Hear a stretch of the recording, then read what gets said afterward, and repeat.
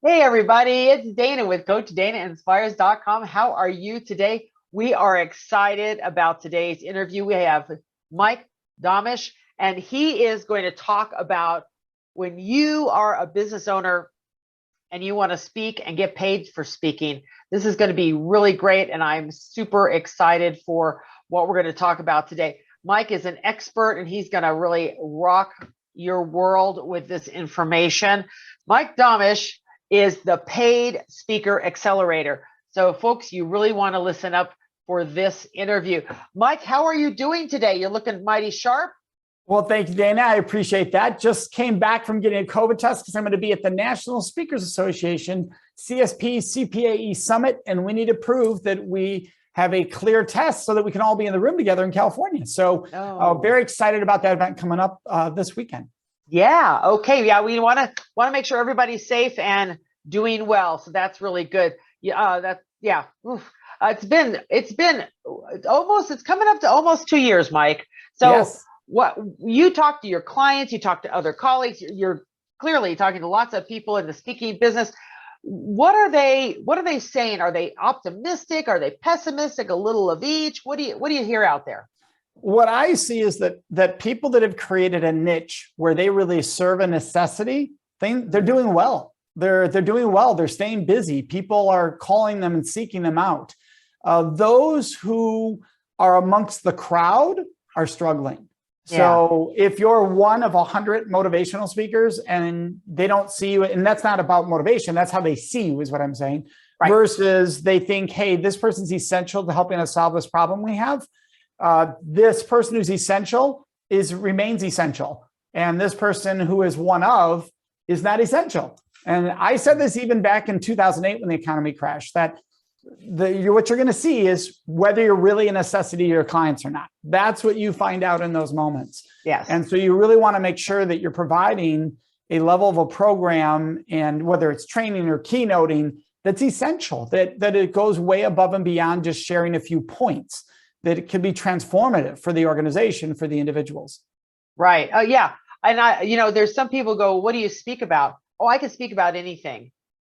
Well, then you don't really speak about anything at all. That's exactly right. Or people will come up to me, and this is a common one, Dana. I want to be a public speaker. What topics are hot right now? Right. Well, yes. Right there, I know you're not an expert in anything. So this is a key point for people to understand. When you're an essential, that means that you can bring expertise to the table others cannot. And that's why you're essential. They know no matter what happens in that room while you're there, you're going to be able to adapt, help, and transform in that moment for the room versus somebody who's giving a script. So if I've written a speech because it's the hot topic, that's a script. I don't have expertise on it. And I might do a great job and blow it away, but I can't go off script because I don't have the expertise to go off script. Oh, yeah. Yeah. So essential people don't need a script. They are not living by the script. Speakers who understand that, their businesses are built very differently. Right, right. And you can't answer any questions. That's right. And that's where you fall down, and people will know that immediately. If they ask you a question and you say, I don't know that. Yeah. So, and what I love is I'm the opposite. I challenge my audiences to challenge me. Like people say, oh, you get heckled. Yes. And I love it because it tells me that they feel safe with me to be able to express their barriers, their concerns, and then we can overcome them. Versus they sit there and go, whatever, and walk out the room, right? I want that coming forward. But that's the difference when you bring expertise versus I have a speech, right? There's a dramatic difference in those two. Yeah. Oh, boy. Are you guys listening to this? Hello out there in Zoom land. This is fabulous stuff. Wow. Wow. So what can we, if we're entrepreneurs or business owners, we're CEOs of a large corporation, or we're managers, what can we do to really make a difference right now? Yeah, what you can do, especially if you're looking to do this by your voice, by speaking, is what is your perspective that you bring that's unique? Not what's the best story to tell, not what's the most engaging moment you can create. Those things happen later. Right now, we need to know, what do you bring to the table nobody else is bringing? So if you're that CEO of that company, what experiences you had that other companies could really use what you learned through that process to help them in maybe not the same situation, but anything that's even similar in the kind of struggles it creates, and that you can give them this gift to help them move forward through those challenging times, as an example.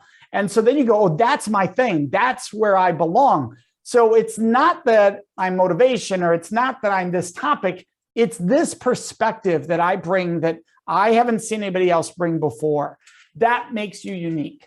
Right. I love it. I love it. And I think that's what so many people really need to remember is, and we all have these unique experiences, but I think sometimes people, is this what you find? Sometimes people think they have to kind of be in a mold instead of using those unique experiences to make them stand out. They think they need to be, this sameness.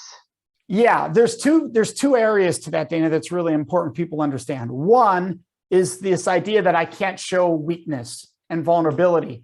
And so you're never really yourself, because actually that's where the greatest lessons typically lie, when we were at our worst moments and what we learned from that brought us through that. Now, that doesn't mean you have to reveal private or personal information. It means though being willing to be vulnerable from the soul, because then the audience can get to their soul, right? If you're not willing to go there, why are they going there? So that's one, and that's that mold you referred to, right? But the second one is the other side of the equation, which is I see more often. I don't have a big story, Mike. That concept in their head that I haven't climbed Mount Kilimanjaro. I haven't run a marathon.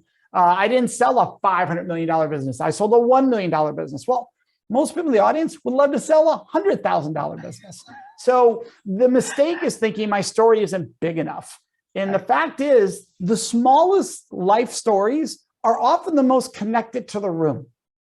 I've once in my career, I told the story of when we lost our dog, our family dog.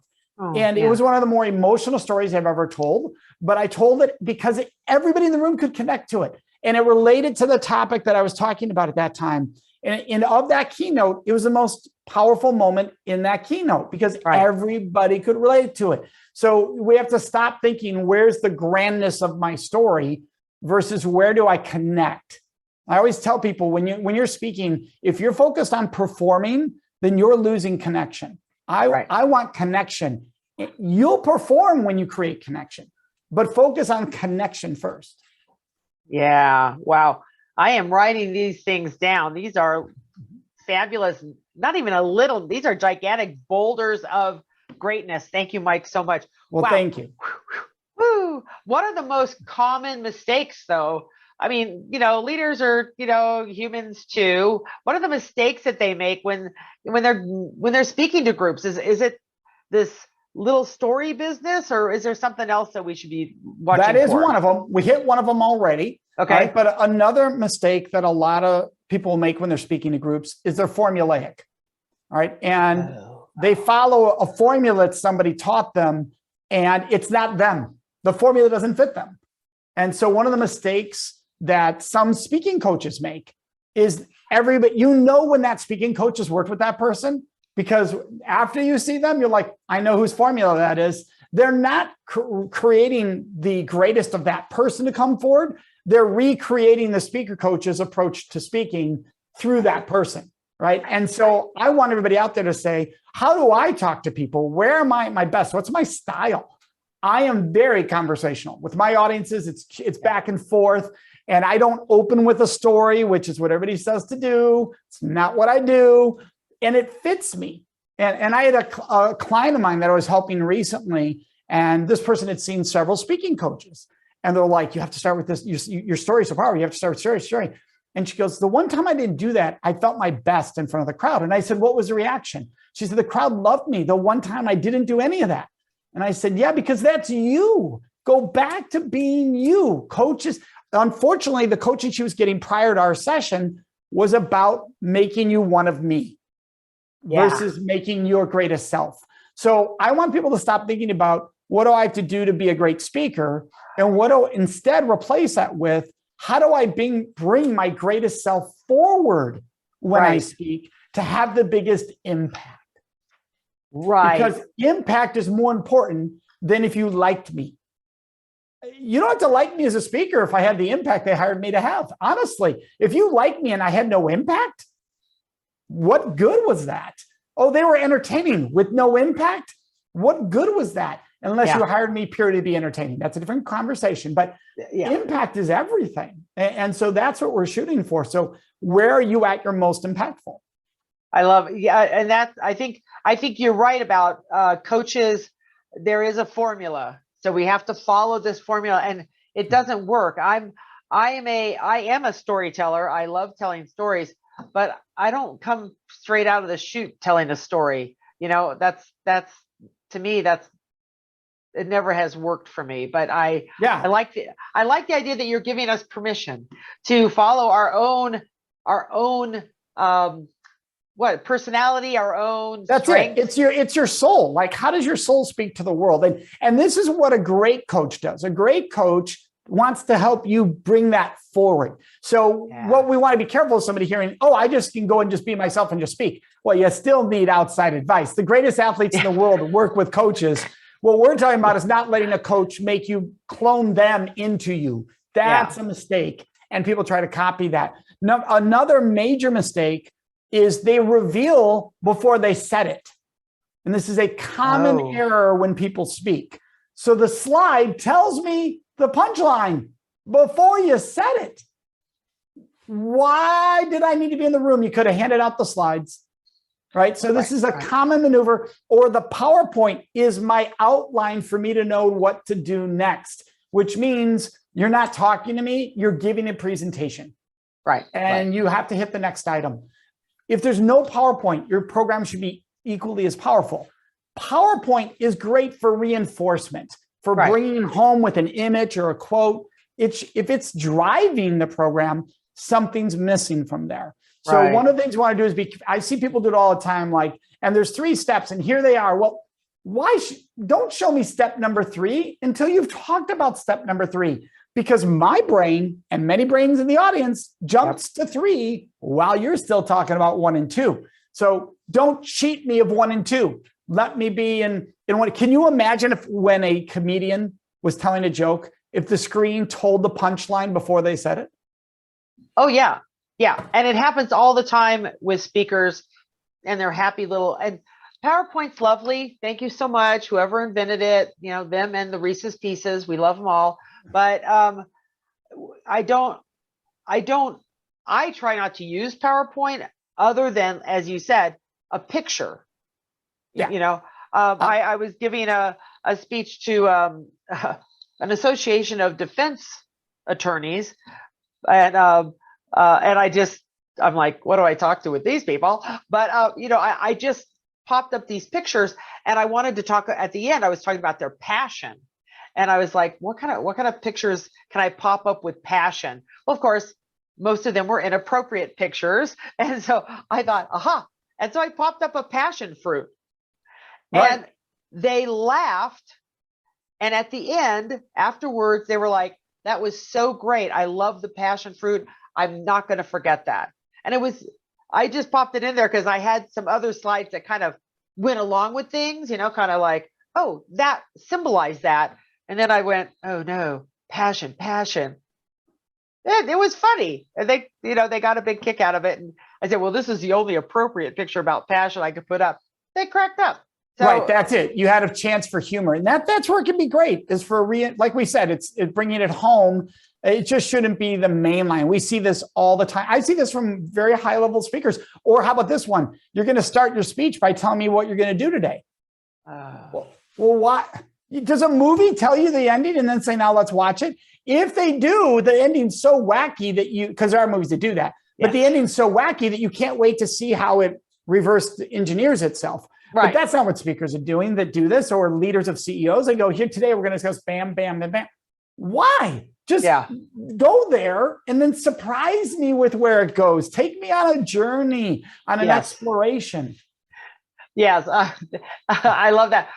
This is what I'm going to tell you, and then I'm going to tell you, and that's what I told you. I hear that over and over again. I'm like, I'm going to pull my hair out if I hear that one more time. So let's not pull anybody's hair out at this particular time. So we were touching on storytelling a little earlier there. So how key is the storytelling for leaders, when they're speaking?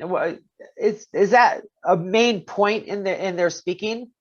It depends on the person. There are people that should absolutely, and by the way, I believe in the power of story. I absolutely believe in the power of story. But there are people that do very little storytelling, but they just don't recognize it. And here's what I mean by that. It might be case studies, but they tell it in a way that draws us in. I know someone that speaks on storytelling that when I watch them, their voice is very, very monotone and all, but the writing is so well done that it covers that. It actually makes it strong. But you're watching it going, well, that's not the kind of storytelling I'm used to. But the story's so good that it gets away with that, right? So it doesn't have to. So it really depends on the person. I believe you live the story, you don't tell the story. Nobody wants to hear, well, let me tell you about a story, because that sounds like I'm back in children's days and I'm sitting around. However, if you take me in the journey, I'm watching it. So now you're showing instead of telling. Ask anybody in the world, do you like when people tell you what to do? They will tell you no. Well, if you had the chance for someone to tell you what to do or for them to show you how to do it, which would you rather? Almost everybody says, I want to see it done. I want to see how it's done. Right. So same thing with storytelling. Are you showing or are you telling? So don't tell me you're about to tell me a story. Just take me there. I'll say, so when I was 19, I come back from my room, and there's a sign on the wall. There it is. I'm looking at it.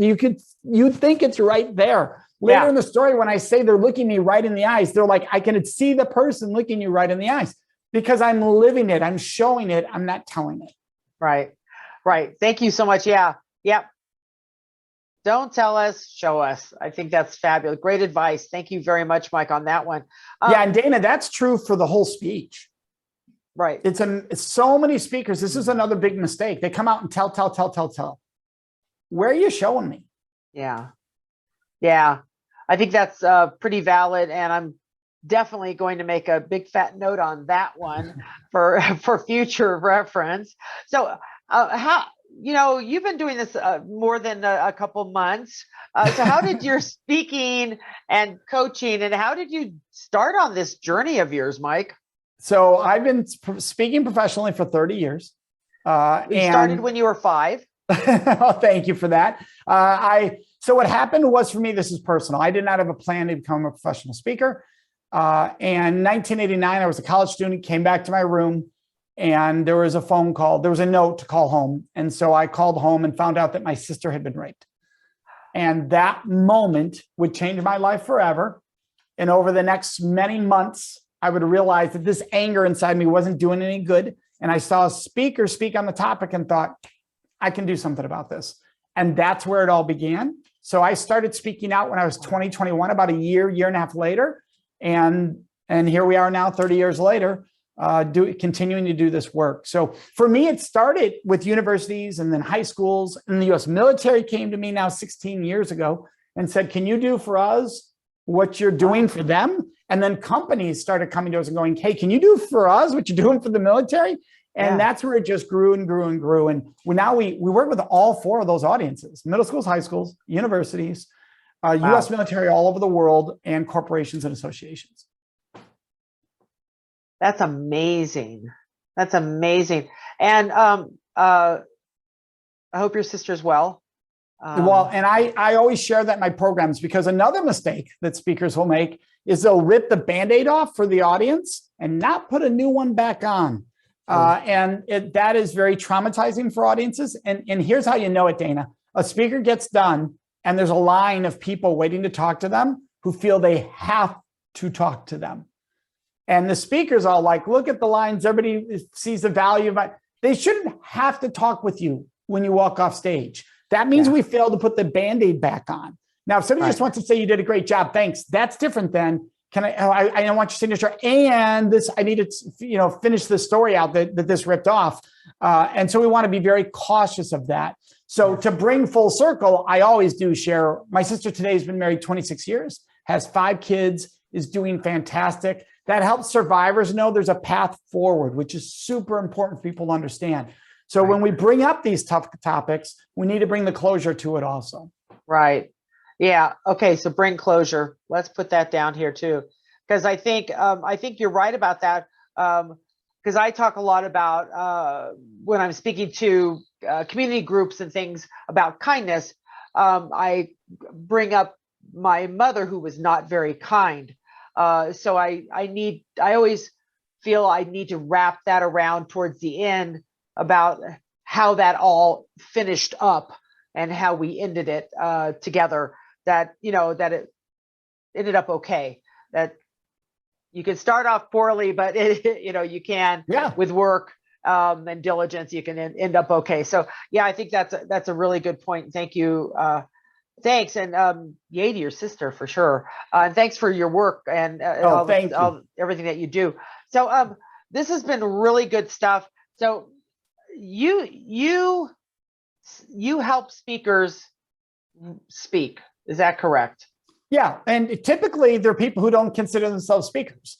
Right. So it could be entrepreneurs, CEOs who want to have a bigger impact in this world with their voice, and or they are speaking and they just know they want to be better at it. They want to be stronger at it. So I get people who want to start a speaking business who already had successes in all these other areas, and or the person who's saying, I am speaking, I just want to be way more powerful when I'm speaking, more impactful from the stage. Right. Right. So you can help some of these folks. So we're going to give them, come on, computer, don't let me down. So folks out there, if you want to get a hold of Mike Domitrz, his website is PSA, which is Paid Speaker Accelerator. So psaworkshop.com, or Mike at psaworkshop.com. Ask him questions, get some insight. He'll be more than happy to talk to you. Absolutely. Mike, this has been such really great information. I took notes a go-go. I was absolutely paying attention to every single word. I have notes that I'm going to rewrite and remember going forward. Thank you so much for being here. I'm sure you'll have lots of fun at the NSA conference, and your test is super good, so that's wonderful. And for those of you who don't know who I am Dana Morgan Barnes, Coach Dana Inspires, and I work with women entrepreneurs and help them find their value, because women have a tendency to undervalue our services and what we can provide. And then we find your perfect client and we go out and change the world one person at a time. So we're really excited. By the way, Dana, I want to acknowledge you for that, because we see that in many of the industries we work in. We see that reflected. So I think that's so important. And you brought up our website. People are going to go there, and it's a workshop, but we're about to launch a new date. So right now it says a waiting list they can join, but tell them to do it because we're about to launch the next one. So if they're on the waiting list, they'll be the first to find out. But I want to thank you for the work you're doing, Dana, because that's so important for people to know their value. And it's a lot of what we talk about in our work. So I love that you're doing that. Right. And women in particular, because we're just so, that's just what we do. So it's just what society says you have to keep everybody happy, right? So society says women, you keep everyone happy, versus what about you? What about your soul, yourself, your boundaries? So I love that you're doing what you're doing. I didn't mean to interrupt. I apologize. No, interrupt all you want. You're our guest. So we like to hear what you got to say. So thank you so much. So get on the waiting list for this workshop, you guys. Contact Mike. This is great stuff. Mike, go have a great day. Really appreciate you. And everybody, until next Tuesday for Business Inspiration. We'll see you then. Thanks, Mike. Thank you, Dana.